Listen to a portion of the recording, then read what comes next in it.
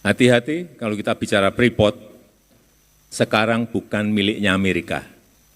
Karena orang masih, wah Freeport, itu sudah milik Indonesia, itu sudah dimiliki oleh Min ID.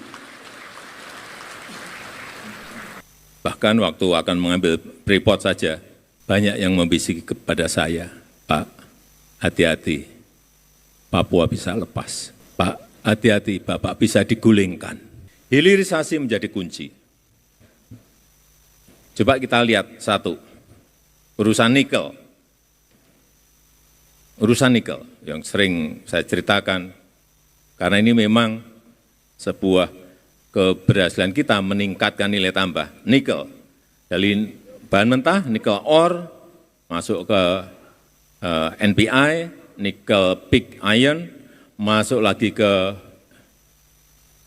nikel matte, kemudian masuk ke stainless steel. Dan masuk ke turunan-turunan baik garpu, sendok, jarum suntik, dan ratusan turunan lainnya yang ini masih dalam proses semuanya, tetapi paling tidak sekarang kita sudah sampai ke stainless steel. Kemudian yang nikel ore ada lagi nikel ore ke smelter, ke HPAL, ke prekursor, ke cathode, kemudian masuk lagi ke baterai sel. Sudah kejadian dan kita sudah punya industrinya. Untuk nanti kalau kapasitas baterai selnya mencukupi, sekarang ini baru kira-kira 180.000 mobil yang bisa diproduksi dengan baterai sel produksi kita sendiri.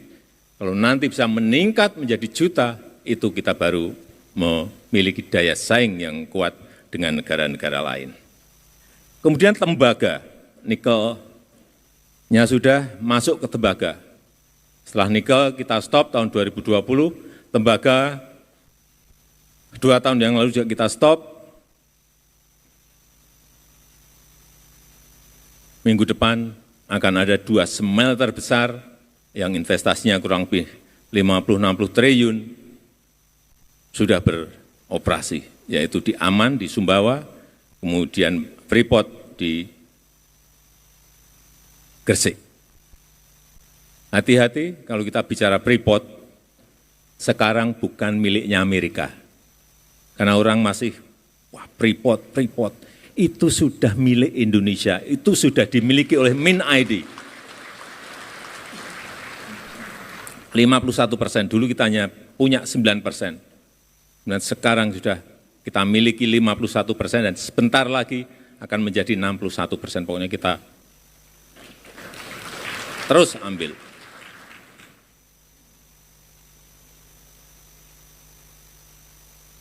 Dari tembaga, yang saya lihat di lapangan tembaga menjadi barang-barang yang sudah jadi, copper foil, kabel, rangka mobil,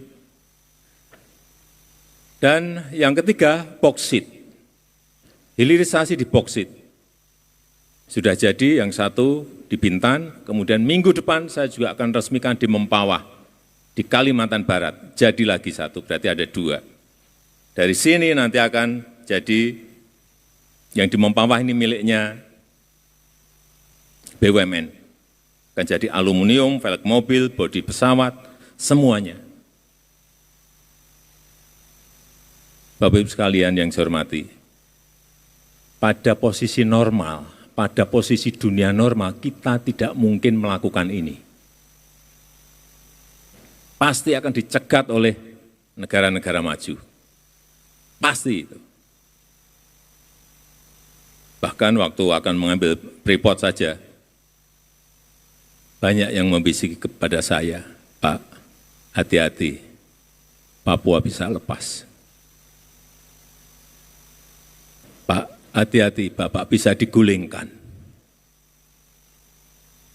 Pak, hati-hati. Jadi hilirisasi ini bukan barang yang gampang. Karena Freeport sendiri sudah 55 tahun beroperasi, nggak pernah mau membangun yang namanya smelter. Karena yang di sana itu bukan hanya tembaga. Ada barang yang lain yang harganya lebih tinggi, yaitu emas.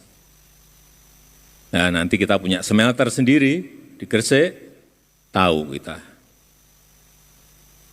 berapa ton emas setiap tahun yang hilang dari tanah air Indonesia selama 50-an tahun.